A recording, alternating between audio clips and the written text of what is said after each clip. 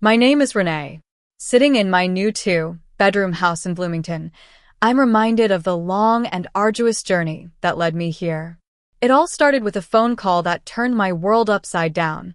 That Wednesday afternoon, I was at the pediatric clinic where I worked as an intake coordinator. I was finalizing patient records, listening to my coworker's stories about her child's tantrums, when my phone rang with an unknown number. Usually, I'd let it go to voicemail, but something about it felt different. It wasn't spam. I stepped into the hallway and answered. "Miss Renee, this is Lucas from Riverview Credit Union. I'm calling about your past due mortgage on the Elmwood property. You're 3 months delinquent." I was stunned. "What mortgage?" I asked, blinking hard. He repeated the amount, $650,000. I was speechless. I lived in a small rented studio near Main Street. I had no savings for a down payment, no cosigner, and no illusions about homeownership in this tough economy. It had to be a scam. Then he read the address, Elmwood Avenue.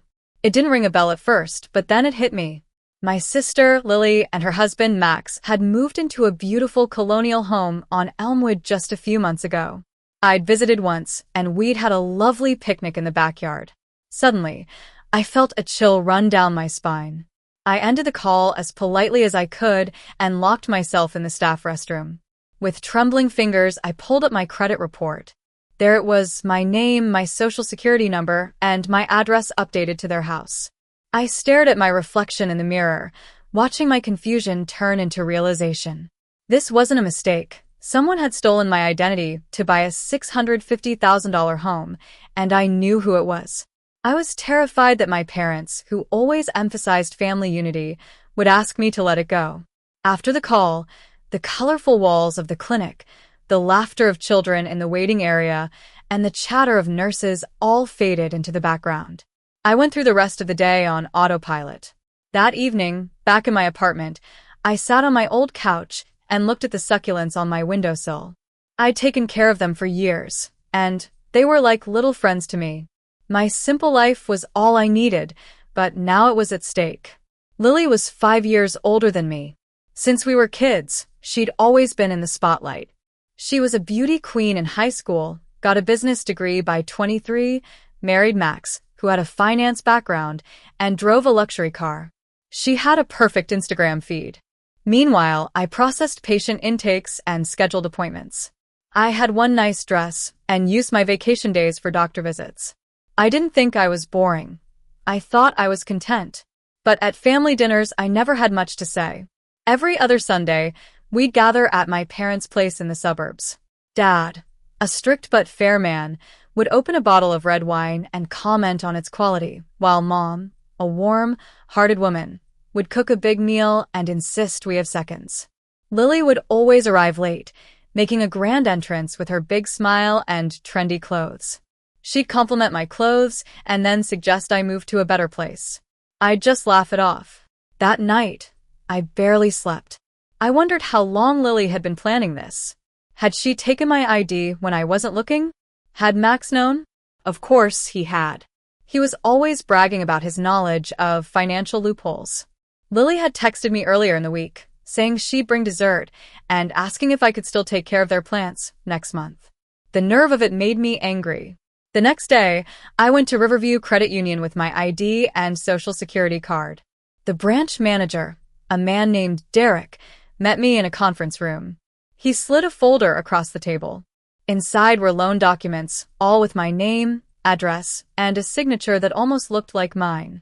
Derek explained that it was all done online, with uploaded documents and digital signatures. The income stated on the documents was $200,000 a year. I laughed, as I only made $45,000. He then told me it seemed like identity theft and that I needed to contact the police. I asked for copies of everything and left the bank, clutching the folder tightly. I drove to a coffee shop and started reading the documents, trying to understand how my sister had become a stranger. Over the next few days, I filed a fraud alert with the credit bureaus. My credit score, which was once 730, dropped to 530. There were not only mortgage delinquencies but also credit card debts and a personal loan, all in my name. I started looking for proof. A friend's husband in digital forensics pointed me to a handwriting analyst who confirmed that the signatures were forged. I also started snooping on Lily's financial situation. I knew it wasn't right, but I needed to find out more. I found out that they'd tried to lease a new BMW, but Lily's credit was so bad that Max had to pay in cash. Their marriage, which seemed perfect on social media, was falling apart. And the police later found searches on Max's laptop about declaring bankruptcy in someone else's name.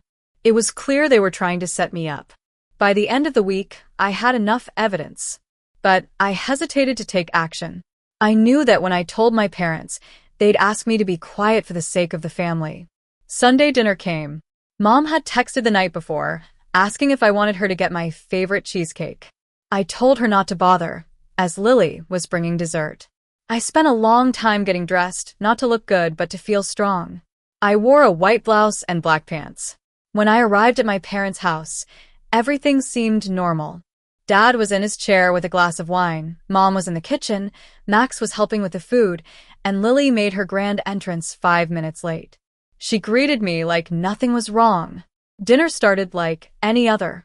My brother and his wife were there, chatting about their new project.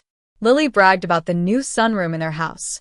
After the plates were cleared, I reached into my bag and held the folder. I waited for everyone to be quiet and then said, "There's something I need to talk to you all about." My mother looked up. "Of course, dear. Is everything okay?" Lily smiled and said, "Is this about a new boyfriend?" The table chuckled. I set the folder on the table and said, "This is a police report. I filed it 3 days ago." My father sat up straight. "Police? What's happened?" I looked at Lily and said, "It's about identity theft. Someone used my name to buy a house, and I didn't authorize any of it." Lily's smile faded. "Renee, what are you talking about?" I said, "I'm talking about the house on Elmwood Avenue, the one you're living in." Mom gasped. "But that's their new place, isn't it?" I nodded. "Yes, and according to the paperwork, it's in my name. The mortgage, the debts, it's all mine." Lily laughed sharply. "That's ridiculous. Why would I do that?" I listed all the evidence, the forged signatures, the false income claims, and the use of a similar email address. Max stood up. "We don't have to do this here." Dad's voice cut through the tension. "Sit down, Max." Lily's face turned pale. "It was supposed to be temporary. You weren't using your credit," she snapped. I said, "Don't turn this into some kind of rescue. You lied and built a life out of mine." Max sighed. "I told you it would come back on us." I said to him, "You knew what was going on. You used the cards and bought a car with stolen credit." Mom stood up, trembling. "Lily, tell me this isn't true." Lily looked like a child caught in a lie. We were in trouble. Everyone expected so much from us. We couldn't keep up. Dad said, "So you buried your sister to stay afloat?" Lily started to cry. "I didn't think it would go this far. I thought we'd fix it." I said quietly, "You were planning to file bankruptcy in my name. You were never going to fix anything." Finally, Dad said, "Get out, both of you." Lily started to protest, but Max took her arm and they left without a word.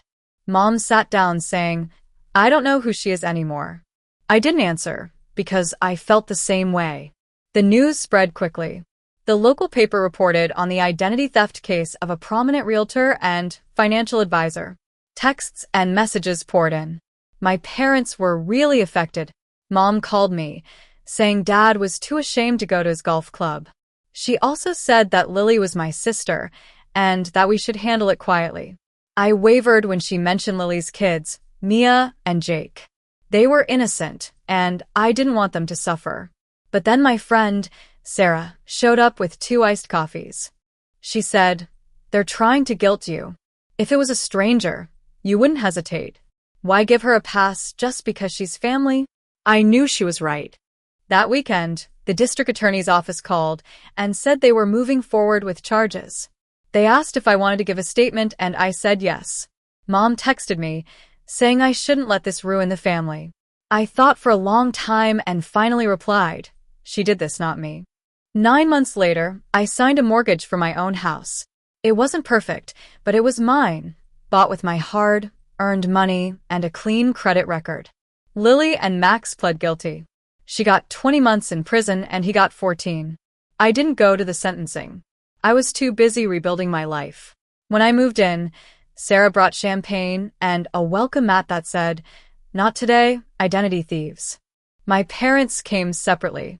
Mom brought a casserole, and Dad gave me a potted plant and said, "You did the right thing." A few weeks later, I got a letter from Mia. She said she knew her mom did something bad, but she still loved me. She drew a picture of a flower for my new house. I stared at the letter for a long time. This wasn't a story of ruin. It was a story of starting over. I may never forgive Lily, but I'm finally safe in my own identity.